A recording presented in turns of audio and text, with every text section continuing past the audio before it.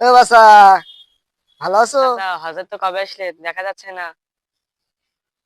সুদের কারবার কেন চলছে নাকি? গ্রামে তো অনেক নাম ডাক শুনেছি।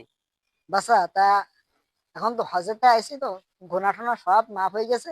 এখন আর ওই সুদের কারবারটা করিনি। এখন আর কি করবো? সুদের কারবার ওরা করতিনি, হারাম কাজ কাম করতিনি, একদম করতিনি। চাচা, তুমি যে সুদের টাকা দিলি না, সে টাকাই নাও। আর তোমার সে সুদ সবাই টাকা নাও সব। চাচা, তুমি তো সুদ টুদ খাও না, তাকে এখন কি হালাল নাকি এখন সব?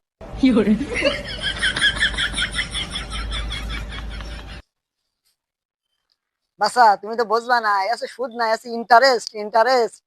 খালি মনে করো যে তুমি জীবনে কিছু করতে পারবা। তা আমি হজের তা আসতে গিয়ে খাবার কোনো ব্যাপার না, ইন্টারেস্ট, সুদ না, সুদ না, বুঝতে পেরেছো তো? মানে বয়স হয়নি, ছোট মানুষ বুঝতে পেরেছ, বুঝছো? খাবার কোনো ব্যাপার না বাসা।